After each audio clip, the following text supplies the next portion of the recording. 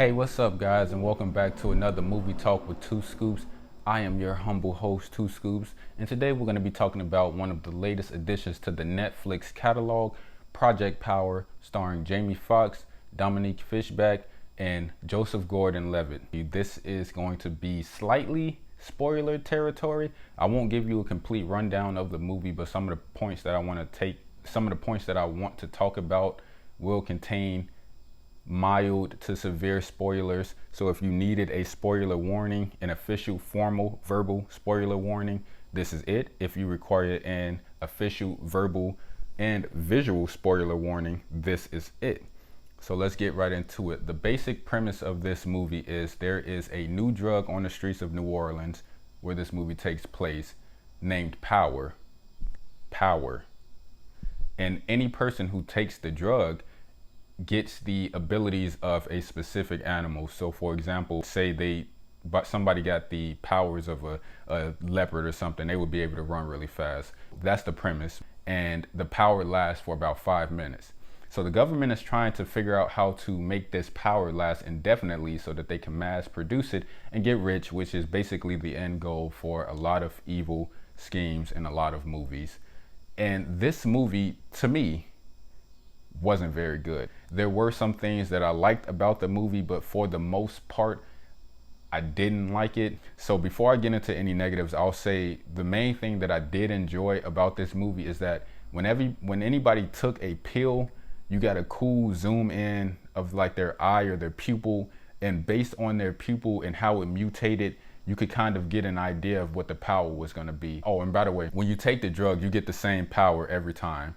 Some people die though, so that's the drawback. Some people just die when they take it, but if you don't die, you get a specific power, and every time you take a pill, you will get that same power. But anyway, in the movie, Jamie Foxx's character is on the search for his daughter who was kidnapped because he is an ex-soldier who was experimented on when the government was first trying to develop this drug, and because of that, he had traces of it in his DNA.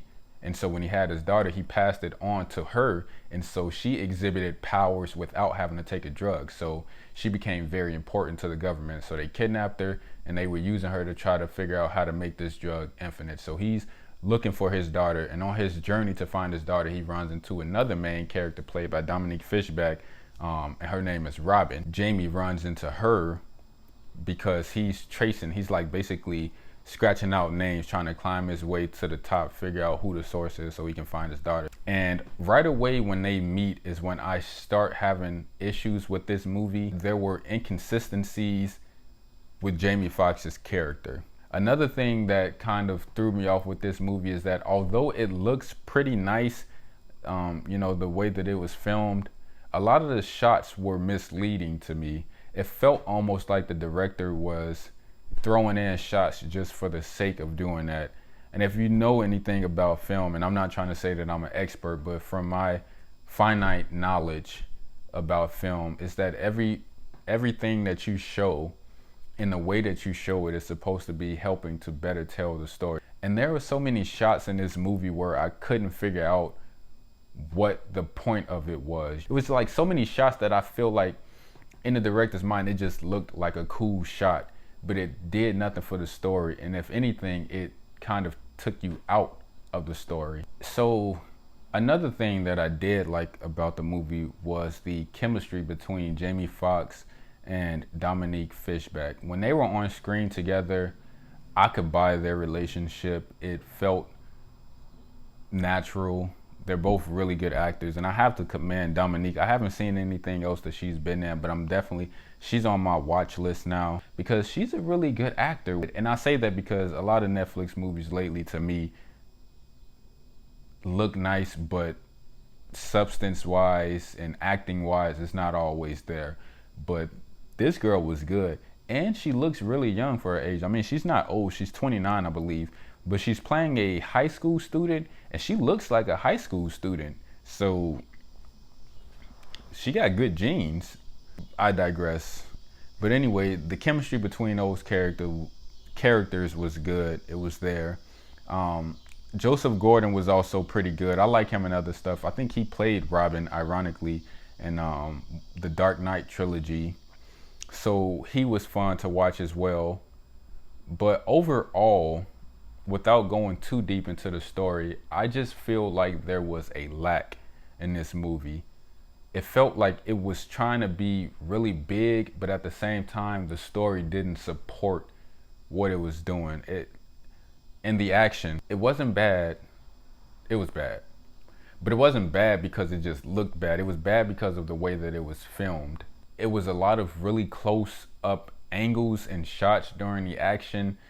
And for me, when I see action, I like to see wide shots. I want to see what everybody's doing. I want to see every punch being thrown. I want to see every kick. I want to see that punch and that kick connect.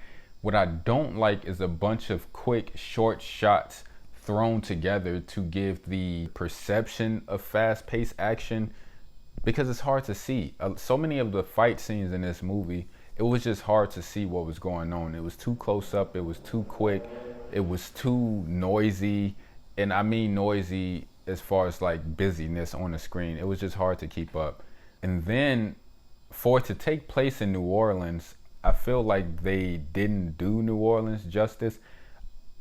If I'm not mistaken, there was one establishing shot where they showed some of the shotgun houses in New Orleans. But outside of that, this movie really could have been anywhere else. I feel like they missed an opportunity to really show the city. And maybe that's because I spent 4 years in Louisiana. I know a lot of people who lived or live in New Orleans, and I know what the accents sound like, and I know what the culture is. And I felt like this movie didn't really do it too much justice. And so another fault that I have with this movie is that it's very easy to see where it's going. I don't know, nothing about this movie felt very unique to me. And I guess that's what my biggest problem with it is. The story was pretty boring, or really boring actually.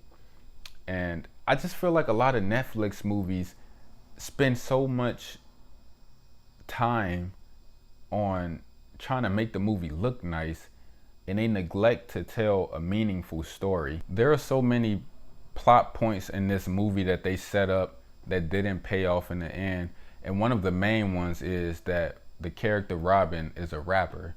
So there's this whole scene near the beginning of the movie where she's in class. The teacher asks her to rap, and then we get this scene of her rapping and insulting the teacher and, telling them off. There's that scene, and then there's a scene later on in the movie where Jamie Foxx basically asks her the same question: what are you gonna do? And she says, I rap. And he asks her to freestyle, and she does. And once again, it's pretty good. But by the end of the movie, she doesn't, become a rapper. And for something that they spent so much time on, that being a part of her character, I don't understand why by the end of the movie we didn't get some type of closure. Anything to let us know that rapping is gonna be her route. We don't get any type of conclusion to that. So it's like a lot of loose ends that weren't tied up by the end of this movie. It felt like the movie was just trying to give you a bunch of stuff to try to make you care about the character, try to make you feel like you know the character, but it just forgot about that stuff halfway throughout the movie. So yeah, I guess that's my grievance with this movie. It was big, but it was small on the story aspect. They set up a lot of stuff that had potential to be good. They didn't follow through with it. There were some tonal conflicts. Jamie Foxx's character just didn't seem consistent to me. But they did work well together. The 3 main characters I thought were entertaining. I wasn't bored out of my mind watching this movie, but I definitely was watching the clock wondering, when it was gonna be over. So I guess that's not a good sign. But anyway, that's my long, rambly synopsis, review, whatever you wanna call it, of the movie Project Power. If you've seen it, if you liked it, if you didn't like it, let me know in the comments. I want to have a conversation. I want to know what you guys think. If you liked it, tell me why you liked it. Defend some of the stuff that I might have criticized. I really want to know what's going on in your mind. But until then, I've been your humble host, 2 Scoops. This has been a movie talk with 2 Scoops. Like, share, subscribe. This channel is about to blow up. You want to be a part of that. See you next time.